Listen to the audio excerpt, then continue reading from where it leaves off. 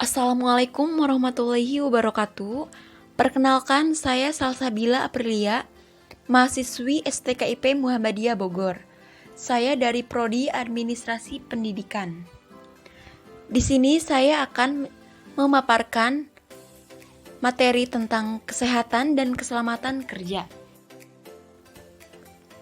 Pengertian keselamatan dan kesehatan kerja.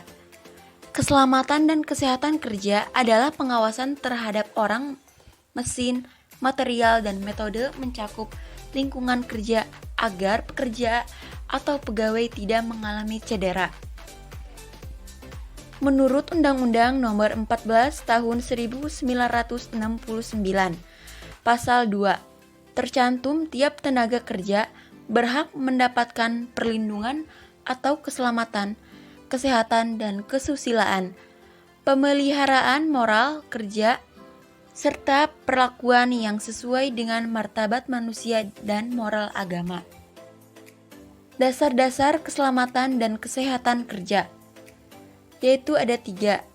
Yang pertama, setiap pekerja berhak memperoleh jaminan atas keselamatan kerja agar terhindar dari kecelakaan.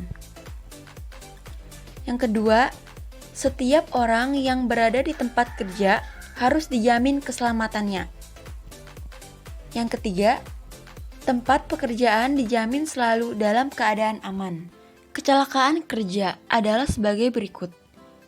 1. Kecelakaan akibat langsung dari pekerjaan. 2. Kecelakaan pada perjalanan dari rumah ke tempat kerja dan sebaliknya melalui jalan yang wajar. Ketiga, akibat kerja. Cara menanggulangi kecelakaan kerja. Meniadakan unsur penyebab kecelakaan, mengadakan pengawasan yang ketat, baik kecelakaan kerja, gangguan kesehatan, harus merupakan bagian dari biaya kantor. Aturan keselamatan dan kesehatan kerja. Di Indonesia harus keselamatan dan kesehatan kerja diatur oleh Peraturan Pemerintah Republik Indonesia Nomor 50 Tahun 2012 tentang Sistem Manajemen Keselamatan dan Kesehatan Kerja, di mana sistem tersebut harus diterapkan pada perusahaan yang memperkerjakan lebih dari 100 orang karyawan atau mempunyai tingkat potensi bahaya yang tinggi. Sistem manajemen ini tidak hanya mengatur karyawan perusahaan, tapi juga kepada semua pihak yang terkait.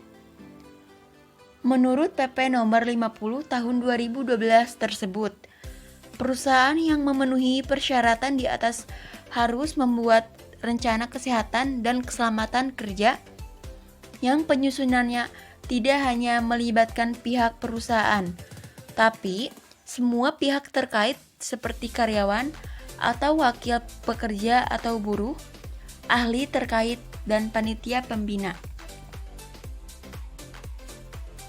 Peranan perusahaan dan karyawan dalam keselamatan dan kesehatan kerja.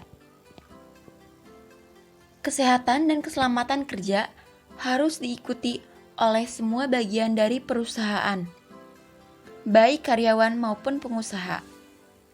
Lebih jauh lagi, aturan tersebut juga melindungi semua pihak yang berhubungan dengan perusahaan seperti pelanggan, pengunjung, dan bahkan orang yang lewat misalnya, walaupun mencakup banyak pihak. Dalam prakteknya tanggung jawab pelaksanaan, keselamatan, dan kesehatan kerja ada di bawah tanggung jawab perusahaan. Penyebab timbulnya kecelakaan kerja. Terjadinya kecelakaan menurut Desert 2017 bisa diakibatkan karena salah satu atau kombinasi dari 3 hal dasar penyebab terjadinya kecelakaan, yaitu kejadian kecelakaan tidak disengaja, kondisi yang tidak aman, dan karyawan yang cenderung melakukan tindakan berbahaya. Contoh kejadian kecelakaan yang tidak disengaja, misalnya terserempet motor waktu menyeberang di jalan menuju kantor atau tertimpa barang yang jatuh dari lantai atas waktu jalan di gedung bertingkat. Sekian dan terima kasih. materi yang telah dipaparkan tentang kesehatan dan keselamatan kerja. Jangan lupa like, komen, dan subscribe.